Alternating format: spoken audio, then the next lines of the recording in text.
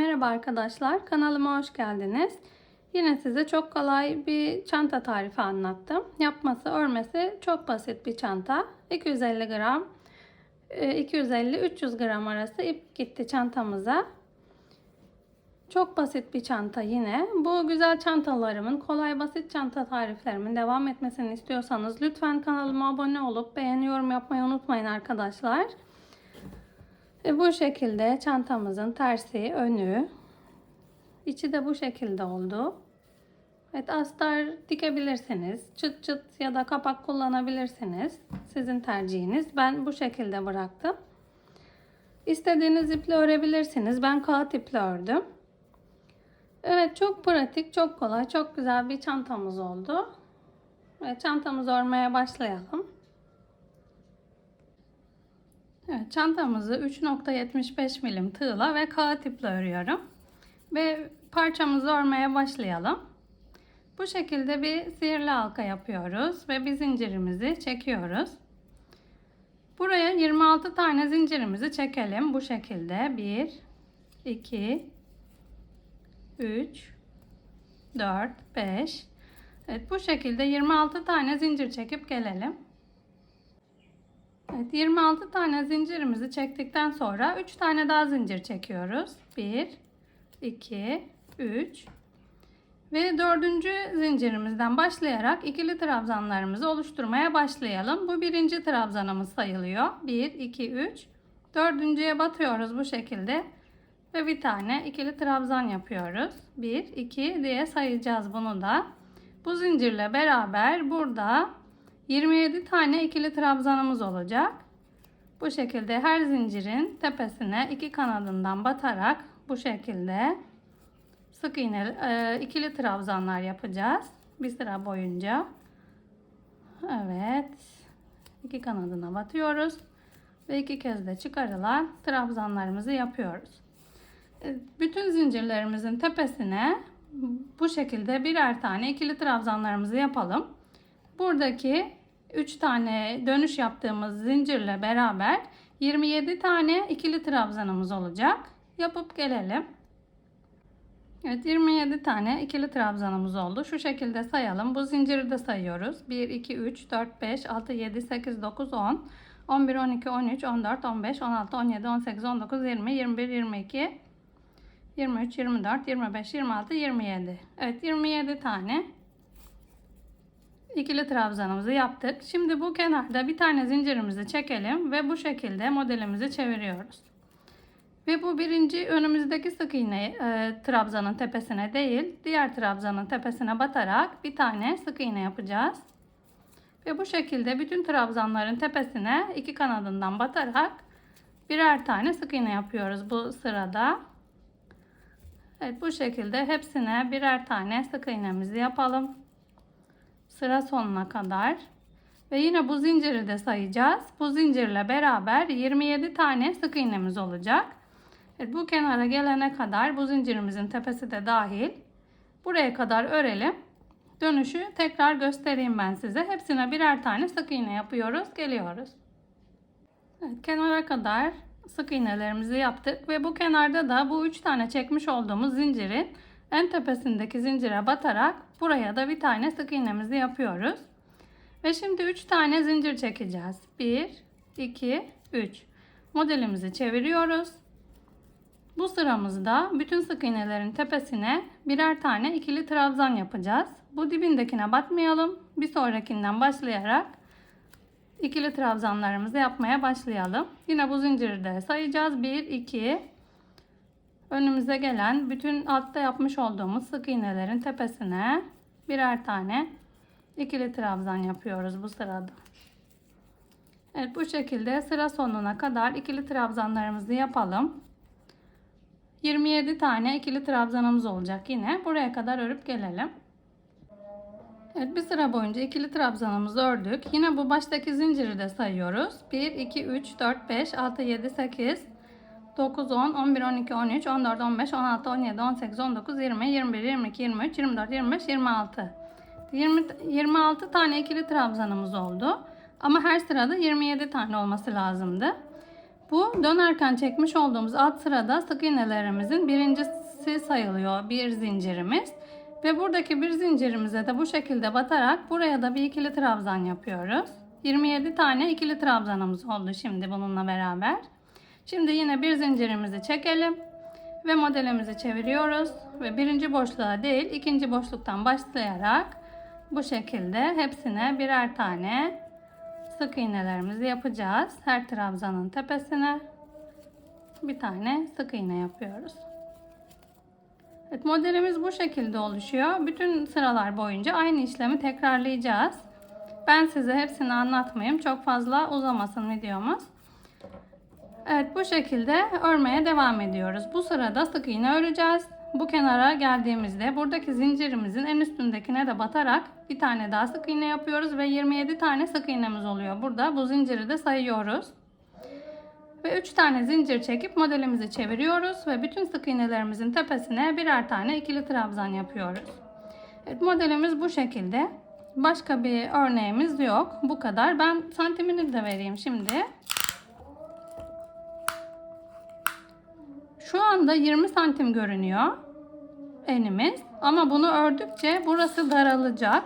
17 santime falan düşecek yani üste devam ettikçe. Şimdi enimiz 17 santim diye düşündüğüm zaman uzunluğunu da 48 santim öreceğim.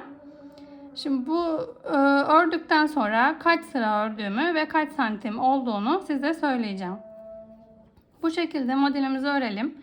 Bir sıra sık iğne, bir sıra ikili trabzan, bir sıra sık iğne, bir sıra ikili trabzanı olacak şekilde döne döne örüyoruz. Döndüre döndüre modelimizi. Evet, istediğimiz uzunluğa gelene kadar örelim. Daha sonra görüşelim.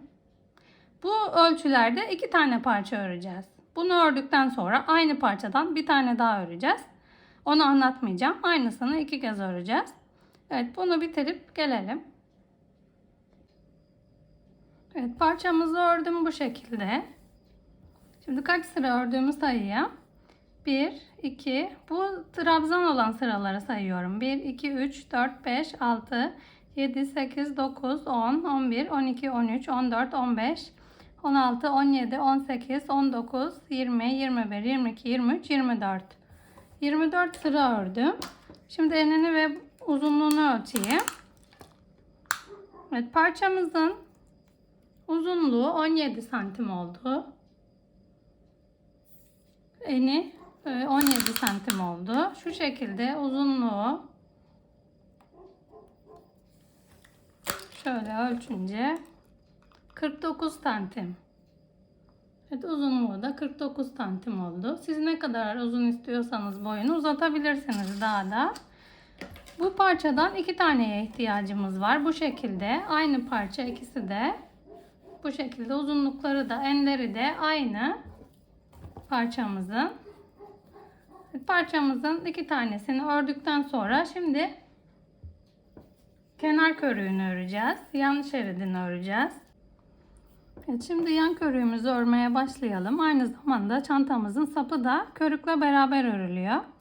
Bu şekilde halkanın içinden geçirerek bir zincirle sabitleyelim. Ve buraya bu şekilde 1, 2, 3, 4, 5, bu şekilde 13 tane zincir çekip gelelim. Evet, 13 tane zincirimizi çektikten sonra 1, 2 tane daha zincir çekiyoruz. Ve bu önümüzdeki zincire değil diğer zincire bu şekildeki kanadından batarak bir tane sık iğnemizi yapalım. Hepsine, bütün zincirlerimizin içine birer tane sık iğne yapıyoruz bu sırada. Bu şekilde bütün zincirlerimize birer tane sık iğne yapalım. Toplamda 13 tane sık iğne olacak. Evet, yapıp gelelim. Evet, 13 tane zincirimizi yaptık ve bu dönmüş olduğumuz 2 zincirle beraber 14 tane sık iğnemiz oldu. Bu şekilde 2 tane zincir çekelim dönüşte ve çeviriyoruz şimdi modelimizi. Ve bu birinci boşluğa değil ikinci sık iğnenin tepesinden batarak bu şekilde sık iğnelerimizi yapıyoruz yine. Her sık iğne tepesine bir tane sık iğne yapacağız.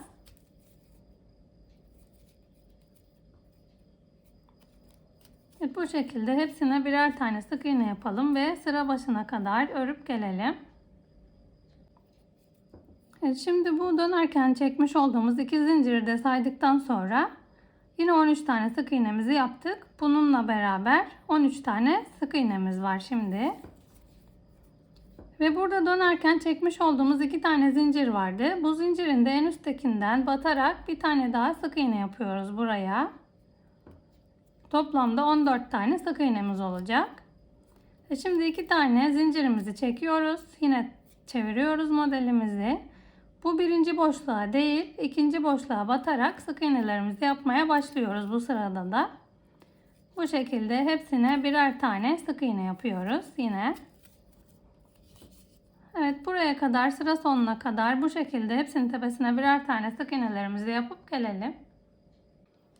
Evet, yine buradaki zincirle beraber saydığımız zaman 13 tane sık iğnemiz oldu burada. Ve burada dönerken çekmiş olduğumuz iki tane zincirin üstündekine, önümüze hemen ilk gelen zincirimize bu şekilde batarak bir sık iğne daha yapıyoruz. Ve toplamda 14 tane sık iğnemiz oldu. Şimdi yine iki tane zincir çekerek döneceğiz. Bu şekilde yan körüğümüzün yapılışı bu kadar. Döne döne istediğimiz yüksekliğe gelene kadar, ben ördükten sonra kaç santim ördüğümü size söyleyeceğim. Bu şekilde döne döne örelim. Körüğümüzü bitirip gelelim.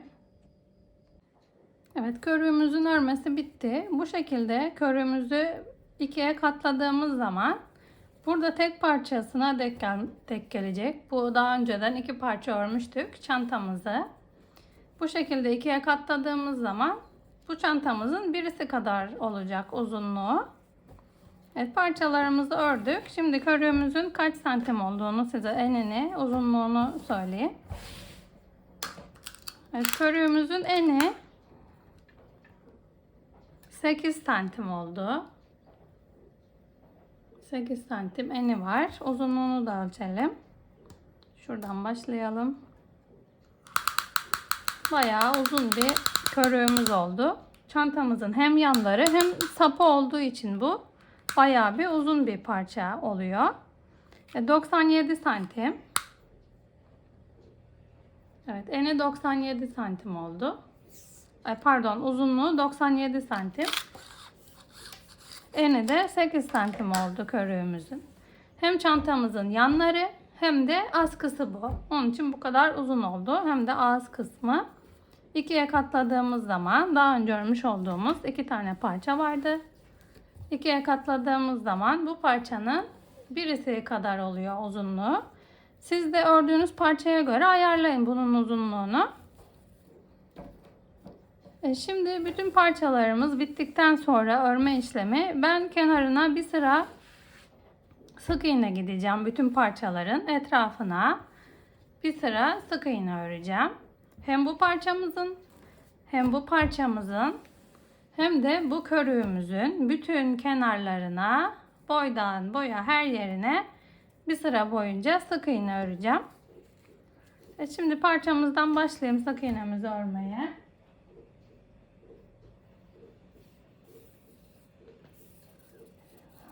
Şimdi önünü bitirdiğimiz trabzan sırasından başlayalım. Kenardan sık iğnelerimizi yapmaya. Evet, burada kenardaki köşeden bu zincirimizin en üstündeki yerden tığımızı geçirelim. Ve ilmeğimizi bu şekilde buraya sabitleyerek bu ipimizi de bir tur şu şekilde döndürelim ki daha sağlam olsun. Bir tane zincirimizi çekelim.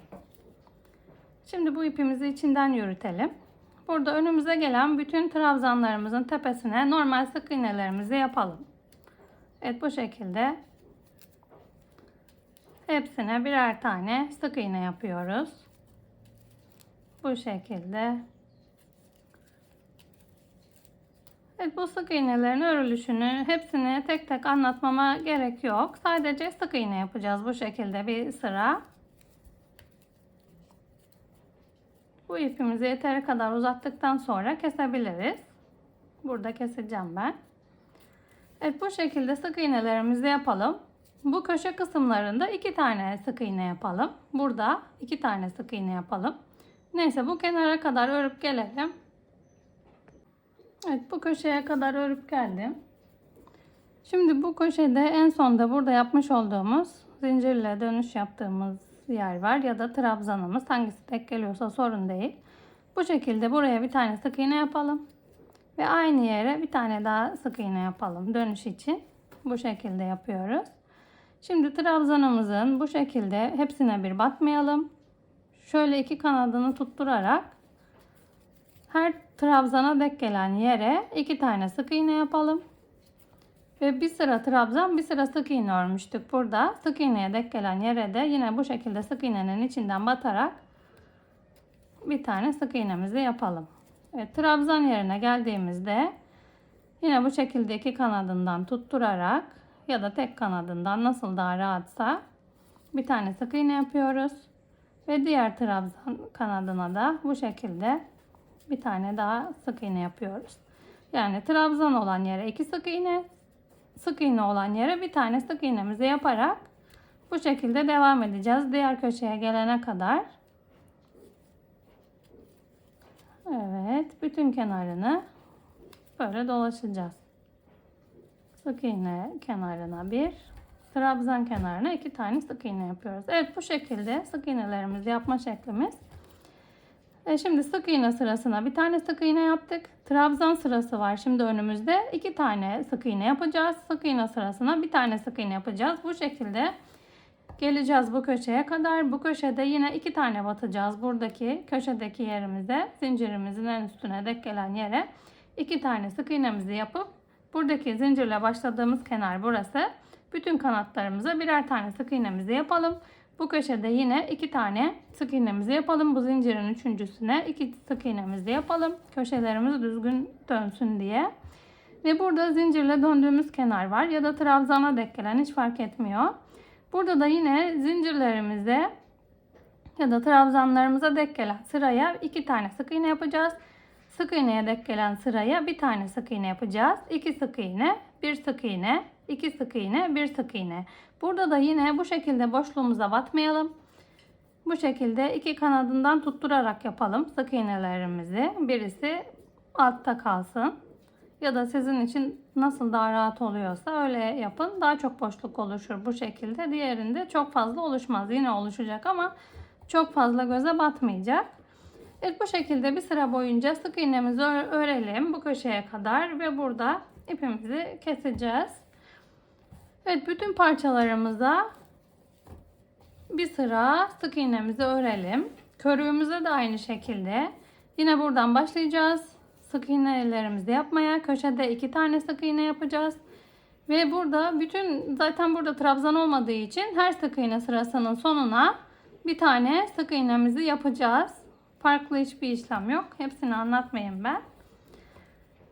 Evet, bu şekilde sık iğnelerimizi yapıp gelelim. Daha sonra birleştirme işlemini anlatacağım.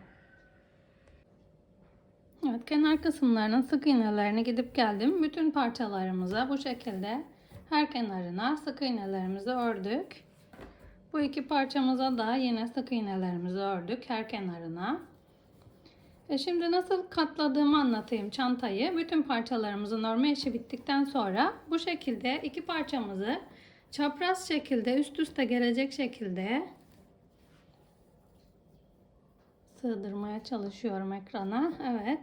Bu şekilde çapraz bir şekilde koyuyoruz üst üste. Ve bu ucumuza doğru katlıyoruz. Ve bu ucumuza da diğer ucumuza doğru katlıyoruz. Evet, şimdi ters yüzüydü üst üste getirdiğimizde parçamız. Böyle katlayınca ön yüzü üstte kaldı. Ön yüzünden birleştireceğiz çantamızı. Şu şekilde ayarlamalarımızı da yapalım. Şimdi bu trabzan sırasından sayalım. 1, 2, 3, 4, 5, 6.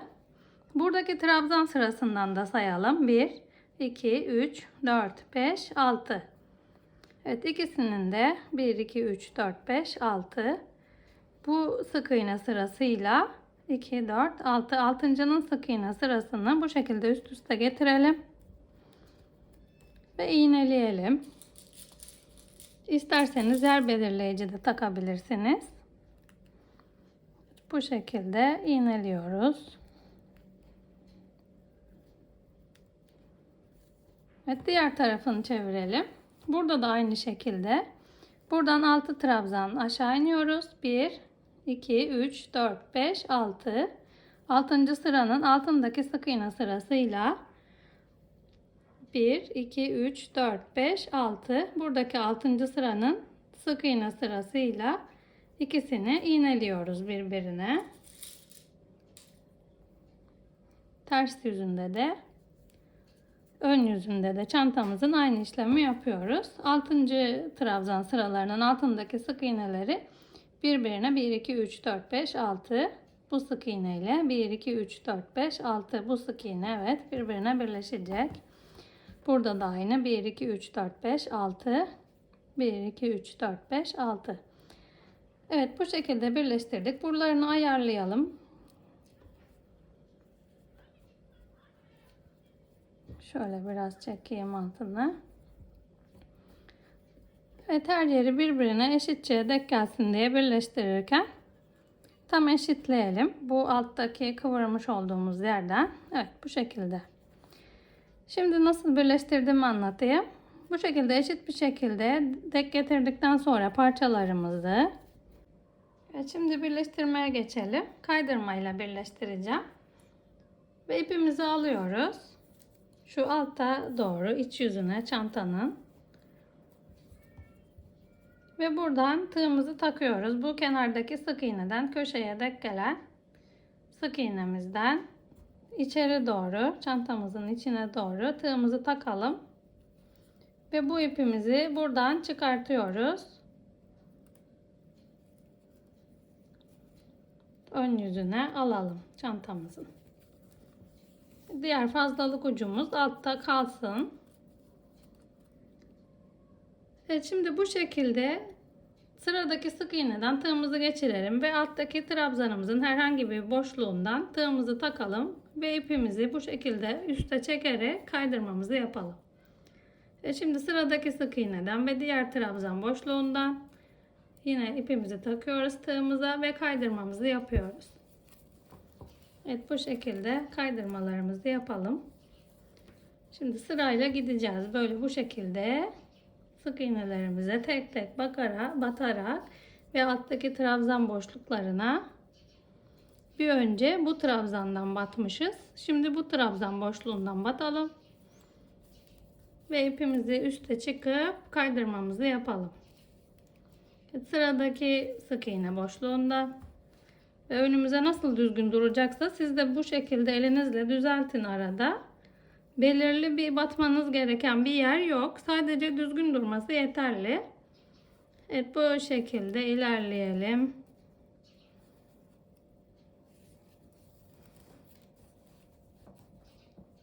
Evet, bitene kadar tek tek sık iğnelerimize batarak kaydırmamızı yapacağız. İsterseniz siz böyle zor oluyor derseniz iğne ile de birleştirebilirsiniz. Dikerek de birleştirebilirsiniz. Ya da farklı bir şekilde birleştirmek isterseniz o şekilde de birleştirebilirsiniz. Çok sıkmayalım kaydırmalarımızı. Biraz rahat bırakalım elimizi. Evet, bu şekilde yukarıya gelene kadar kaydırmalarımızı yaparak birleştirelim. Alttaki parçamızla beraber bu şekilde oluyor açtığımız zaman. Evet, buraya kadar birleştirip gelelim. Daha sonra aynı gösterdiğim şekilde bu arkada da iğnemizi takmıştık. Yine burayı da aynı biraz önce başladığımız gibi bu sık iğneden geçirerek ipimiz içte kalacak şekilde buradan ekleyelim ipimizi ve kaydırmalarımızı yaparak tek tek sık iğnelerimizi alt parçamıza tutturalım. Dikkat edin, bütün parçaları birbirine tutturmayın. Ayrı ayrı bu şekilde. Evet, kaydırmalarımızı da yapıp gelelim. Şimdi bu şekilde kaydırmayla birleştirdik. Bu kenarını ve bu kenarını, arkasını, önünü. Ve böyle oldu. İç yüzü bu şekilde görünüyor çantamızın. Ön yüzü de bu şekilde görünüyor. Evet, şimdi katlayalım tekrar aynı şekilde. Ve şimdi bu yan körüğüyle askımızı bütün örmüştük. Bu büyük parçayı. Onu birleştireceğiz. Çantamızın ön yüzü, sık iğneleri yaptığımız yön ön yüzü. Bu körüğümüzün de sık iğnelerinin ön yüzünü yine ayarlıyoruz. Ve yine kaydırma yaparak aynı bu yönü birleştirdiğimiz gibi körüğümüzü de çantamıza sabitleyeceğiz. Şimdi bu körüğümüzün köşesindeki 2 tane batmıştık bu köşelere. Bu altta kalandan tığımızı geçirelim. Ve çantamızın da tam bu birleşim yerini ayarlayalım. Önle arka eşit olsun. Ve buradaki birleşim yerindeki sık iğneden batarak ipimizi alttan üste doğru geçireceğiz yine. Deminki gibi önü birleştirirken yaptığımız gibi sık iğnemizden çıkarıyoruz.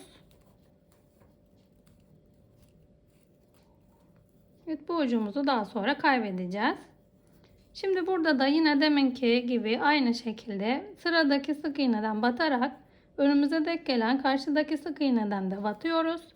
Ve ipimizi tığımıza dolayıp yukarı doğru çekiyoruz. Bütün ilmeklerin içinden geçiriyoruz. Bu ucumuzu çekeleyelim ve çok bol olmasın bu ilk yaptığımız. Evet. Şimdi devam edelim. İpimiz altta. İlmeğimiz üstte. Sıradaki sık iğneden batıyoruz. Alttaki sık iğneden de batıyoruz. İpimizi tığımıza doluyoruz. Ve ilmeğimizi çantanın dış yüzeyine doğru, ön yüzüne doğru çekiyoruz. Rahat bırakın elinizi. Çok sıkışık olmasın. Çok kasar bu sefer. Büzülür çantanın kenarları. Biraz gevşek ama çok da aşırı gevşek değil. Rahat rahat bırakalım tığımızı. Evet, sıradaki sık iğneden batıyoruz. Karşısına altına denk gelen sık iğneden batıyoruz. Ve ilmeğimizi üste doğru çekip hepsinden bir çıkarıyoruz ve kaydırmamızı yapıyoruz.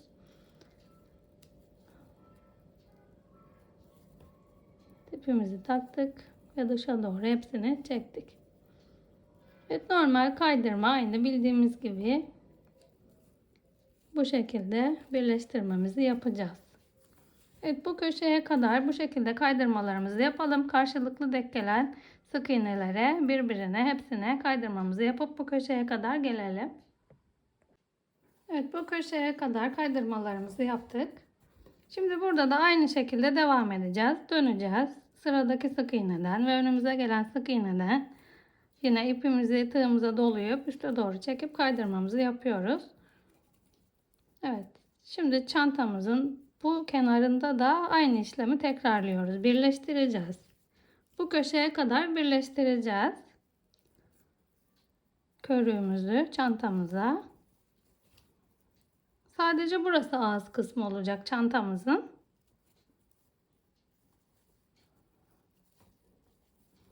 Evet, bu şekilde bu kenara kadar birleştirelim. Evet, bu kenara kadar birleştirdik. Şimdi burada bir tane daha birleştirelim. Şu aşağı doğru olan ilmeğimizden. Ve şimdi kaydırma yapma işlemimiz bitti. Bu ağız kısmını örelim. İpimizi bu şekilde bir zincir çekerek üst tarafa doğru alalım. Ve sıradaki sık iğneden batarak sık iğne yapacağız. Bu alttaki kenara kadar sık iğne yapacağız. Bir sıra görünüyor mu? Buraya kadar bir sıra sık iğne yapacağız. Burada kaydırma yapmıştık. Orayı da anlatacağım nasıl olduğunu. Şimdi bütün sık iğnelerimize bu şekilde birer tane sık iğne yapalım. Aynı zaten bu parçamızın kenarına bir sıra sık iğne gitmiştik bitirdikten sonra. Şimdi o gittiğimiz sık iğnelerin üstüne batarak tekrar bir sıra sık iğnemizi gidiyoruz. Şu birleşim yerine gelene kadar bu şekilde bütün sık iğnelerimize birer tane sık iğnemizi yapıp gelelim. Bütün sık iğnelerimize sık iğnemizi yapıp birleşim yerine kadar geldim. Şimdi burada kaydırma gitmiştik bir sıra. Bu kaydırmalar çantamızın ön yüzünde kalacak. Biz direkt sık iğnelere batarak aşağıya kadar hepsine birer tane sık iğne yapacağız. Kaydırmalarımız burada kaldı. Şurada kaydırmalarımız kalacak. Biz sık iğnelerimize sık iğne yapacağız. Kaydırma yaptığımız sık iğneler yani birleştirirken. Bunlara bu şekilde batarak sık iğnelerimize kaydırmalarımız kalıyor. Sadece sık iğnelerimize batıyoruz. Bu şekilde batarak aşağıya gelene kadar birer tane sık iğnemizi yapalım. Şuraya gelene kadar hepsine bu iç yüzünden sık iğnelerimize batarak yapalım. Bu kaydırmalarımız dışarıda kalsın bu şekilde. Yapıp gelelim. Evet, bu birleştirme yerine kadar sık iğnelerimizi yaptıktan sonra bu şekilde çantamızı çevirelim. Yine ördüğümüz sık iğnelerden devam edeceğiz. Bir tane zincirimizi çekelim. Ve önümüze gelen ilk sık iğneden başlayarak bu sık iğnelerimize birer tane kaydırma yapacağız şimdi. Evet, hepsine birer tane kaydırma yapıyoruz. Sadece sık iğneye yapıyoruz. Alttaki parçamıza tutturmayalım. Şu parçaya tutturmadan sadece sık iğnelerin tepesine kaydırmamızı yapalım. Bu şekilde. Çok sıkmayalım yine.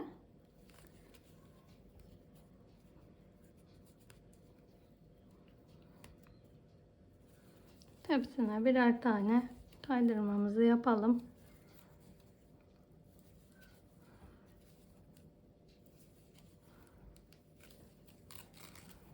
Evet, bu kaydırmamızı bütün sık iğnelerin tepesine, bu ağız kısmına kadar, çantamızın körüye kadar hepsine birer tane kaydırmamızı yapalım.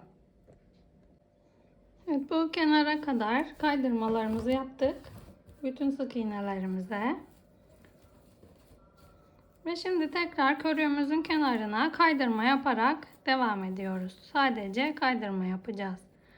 Direkt bu ilk sık iğneden başlayalım ve kaydırmamızı yaparak körüğümüze geçelim. Evet, bu şekilde hepsine birer tane kaydırmamızı yapalım.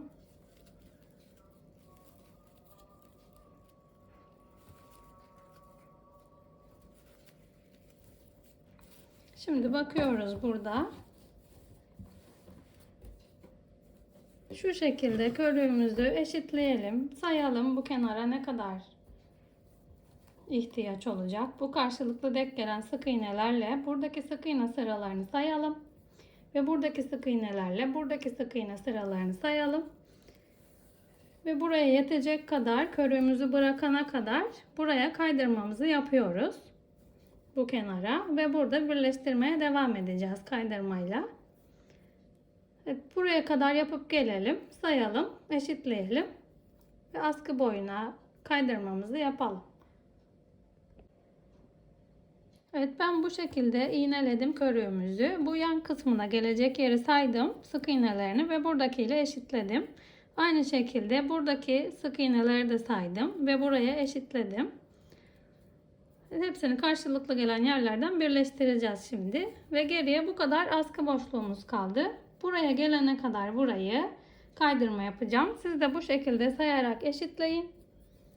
Ve geri kalanını askı boşluğu olarak ayırın. Evet, kaydırmalarımızı yapalım, buraya kadar gelelim. Bu iğnenin olduğu yere kadar. Evet, bu iğnemizin olduğu yere kadar kaydırmalarımızı yaptık. Şimdi burada iğnenin olduğu sık iğneye de yaptık. Ve bir sonraki sık iğneden batalım tığımızı. Ve yine bu çantamızın altına alalım bu ipimizi. Ve buradaki ağız kısmından tekrar burayı birleştirmeye devam edeceğiz. Evet, batıyoruz bu köşedeki sık iğneye ve alttan ipimizi doluyoruz. Bu şekilde kaydırmamızı yapıyoruz.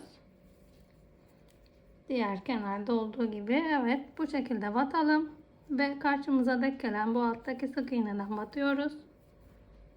İpimizi bu şekilde üste çıkarıyoruz kaydırma yaparak. Evet, sıradakine batıyoruz. Bu şekilde. Evet, kaydırmamızı bu kenara yapalım. Daha sonra bu kenardaki gibi aynı şekilde bu aşağıya kadar, tabi burası denk gelecek bu sık iğneler. Bol gibi durduğuna bakmayın. Bu başlangıç yeri biraz bol oluyor. Sık iğnelerin sayısı aynı ama karşılıklı battığımızda düzelecek burası. Evet, bu iğnelediğimiz yere kadar kaydırmalarımızı yapalım ve daha sonra aşağı kadar bu kaydırmalarımızı yapıp bitirelim birleştirme işlemini.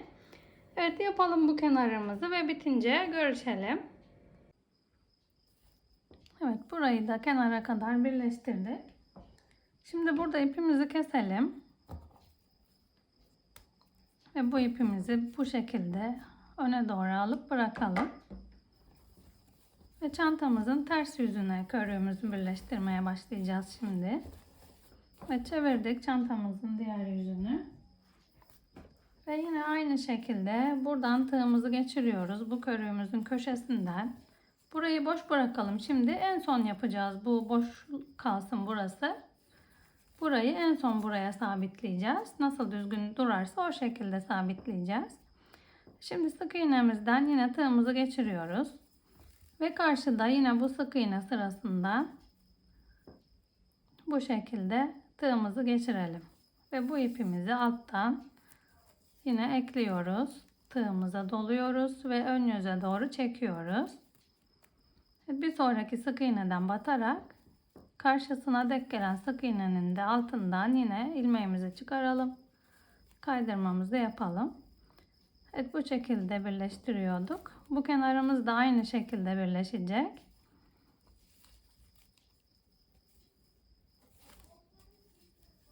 Evet, çantamızın diğer köşesine gelene kadar bu şekilde kaydırmalarımızı yapalım.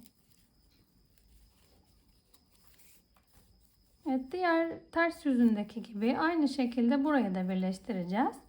Hepsine birer tane kaydırmamızı yapıyoruz. Bu köşede de bu şekilde dönerek yine karşılıklı denk gelen sık iğnelerin hepsine birer tane sık kaydırmalarımızı yaparak buraya kadar geleceğiz.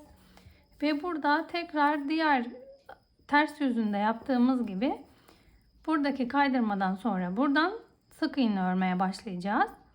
Ve buraya kadar aynı ters yüzünde gösterdiğim gibi hepsine birer tane sık iğne yapacağız. Burada kaydırmalara yapmıyorduk, sık iğnelere yapıyorduk. Aynı şekilde sık iğnemizi yapıp tekrar modelimizi çevireceğiz. Ve yapmış olduğumuz sık iğnelere bir kez de kaydırma yapıyoruz buraya kadar. Ve tekrar buradan buraya kaydırma yaparak devam ediyorduk. Bunların hepsine neyse buraya kadar kaydırmalarımızı yapalım. Burada sapımızı birleştireceğiz burayı örerken. Burada tekrar görüşelim. Bu şekilde kaydırmalarımızı yapalım. Buraya bir sıra sık iğnemizi yaptıktan sonra tekrar yukarı kadar kaydırmamızı yapıyoruz ve burada görüşüyoruz. Şimdi kaydırmalarımızı yapıp geldik buraya kadar. Evet, birleştirdim ben burayı. Bu şekilde sık iğnemizi gidip kaydırmamızı da yaptım. Şimdi burada askımızın iki kenarını birbirine birleştirerek buraya kadar kaydırmamızı yapacağız. Buradaki birleştirme yerine kadar. Şimdi kaydırmalarımız burada bitti. Ve direkt buradaki askımızdaki sık iğneden, sıradaki sık iğneden batıyoruz. Ve karşısına denk gelen, burada kaydırma yapmıştık karşı kenara. Karşısına denk gelen sık iğneden batarak başlayalım. Sık iğnelerin iki kanadına batacağız. Buradaki kaydırmalar duracak. Şu ipimizi sıkıştıralım. Aynı bu şekilde sık iğnemizi yapıp sık iğnemizden batıp burada kaydırmamızı yapıyoruz. Sıradaki sık iğneden batıyoruz. Karşıdaki sık iğneden kaydırma kalıyor. Sık iğneden batacağız. Batarak buradan ilmeğimizi çıkarıp kaydırmamızı yapıyoruz. Evet, bu şekilde hepsine batarak birleştirme işlemimizi yapalım. Çantamızın askısını bu şekilde birleştireceğiz. Sık iğnelerden batarak kaydırmamızı yapıyoruz.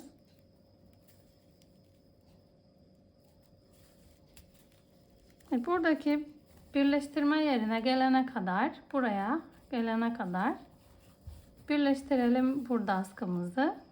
Buraya kadar kaydırmamızı yapıp gelelim. Evet, bu şekilde askımızı birleştirdim ben. Kaydırma yapıp da böyle göründü. Birleştirme yeri zaten bu şekilde tuttuğumuz zaman içeride kalacak. Üstten bu şekilde görünecek. Evet, yanları da bu şekilde görünüyor. Şimdi tekrar birleştirmeye devam edelim.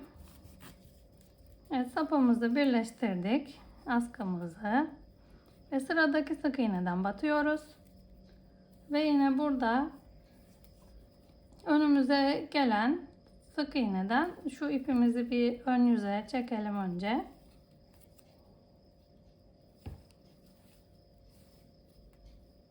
Şimdi sıradaki sık iğneden batalım ve yine karşımıza denk gelen sık iğneden batıyoruz. Burada köşede 2 tane batmıştık. 2 tane battığımızın yukarıda kalan sık iğnesinden bu şekilde sık iğnelerin iki kanadına batarak ipimizi alta alalım bu arada.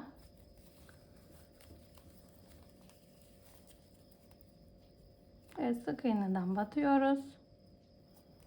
İpimizi alttan tığımıza dolayıp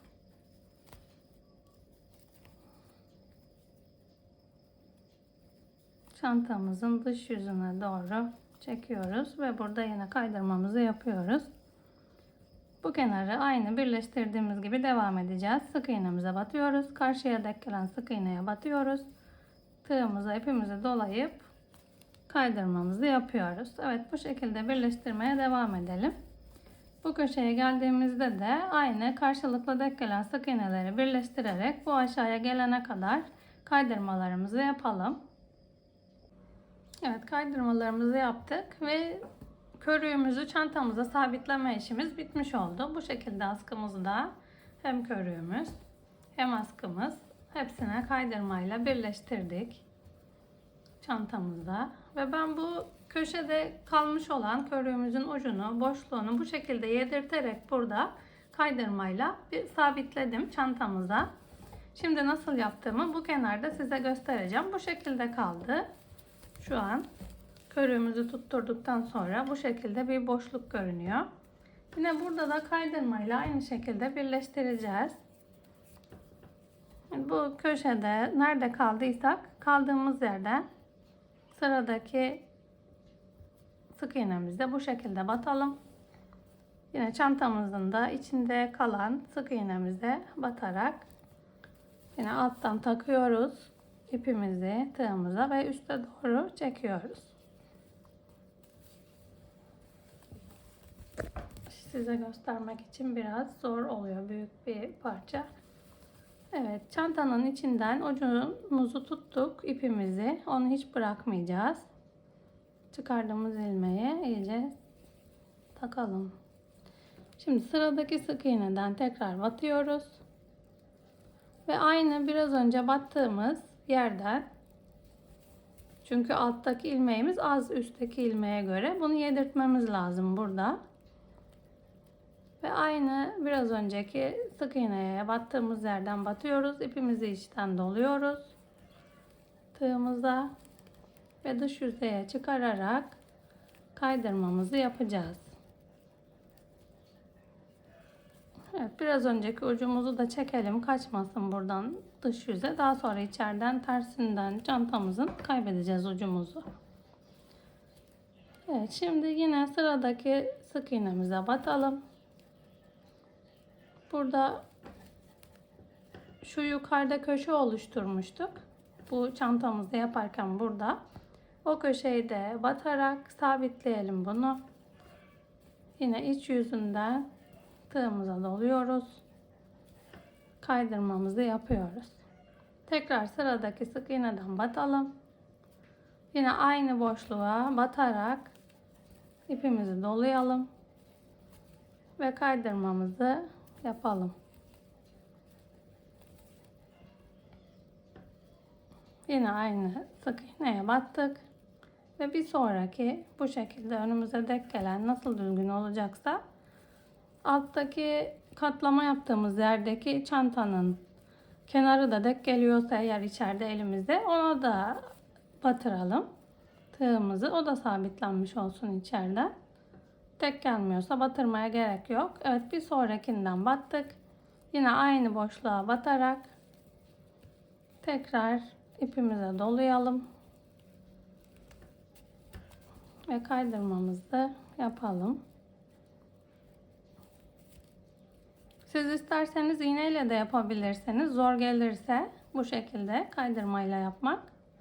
Nasıl elinize rahat gelirse o şekilde yapın siz. Tekrar aynı boşluktan batıyoruz. İçeriden doluyoruz.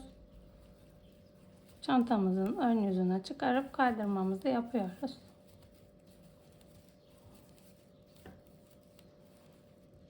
Şimdi sıradaki sık iğneden yine batalım. Bir sonraki sık iğneden tığımızı geçirelim. Yani altta sık iğne sayımız az olduğu için batacağımız yer tek deliğe birkaç kez tutturuyoruz körüğümüzün sık iğnelerini. O şekilde sabitleyelim. Zaten katif ütülenince düzeldiği için bir sorun olmayacak. Kötü bir görüntü olmuyor. Evet. Şimdi tekrar batalım, çıkaralım, kaydırmamızı yapalım. Aynı boşluğa. Evet, sıradakini yapıyoruz şimdi. Gözünüze güzel gelecek şekilde yapın. Herhangi bir kuralı yok burada. Ve bu şekilde yedire yedire bitirelim. Zaten az kaldı.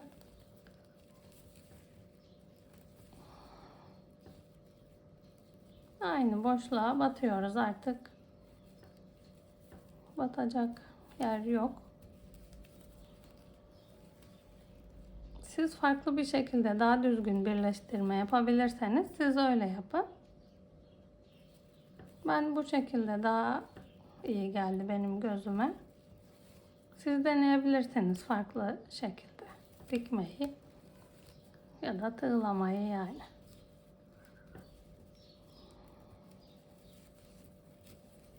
Biraz büzük duruyor burası ama o kadar olacak. Körüğümüzün sayısı çoktu çünkü battığımız yerde. Evet. Bu şekilde bitti. Şimdi burada bu ipimizi kesip çantamızın iç yüzüne doğru çekip orada düğümleyip bitireceğiz çantayı. Evet, bu şekilde bir görüntü oldu. Şurada fazla delik oluşmuş. Bir sonrakinden de tutturabilirsiniz bunu. Evet, bu şekilde görünecek. Ütüyle daha düzgün duruyor burası. Biraz karışık durabilir. Yani siz beğenmediyseniz bozup tekrar yapabilirsiniz daha düzgün bir şekilde. Evet, bu şekilde birleştiriyoruz. Evet. Çantamızın örülüşü bu kadardı. Bitmiş haliyle görüşeceğiz. Evet, çantamızın örülmesi, birleştirilmesi bitti. 250-300 gram kadar ip gitti çantamız için. Şimdi ölçülerini vereyim ben size. Çantamızın eni şu en geniş yerinden ölçtüğümüz zaman 40 santim, 40-41 santim. Şu ortasını ölçtüğümüz zaman 16 santim. Şu askıdan aşağıya ölçtüğümüz zaman 24 santim oldu. Şu askı boyunu da vereyim size.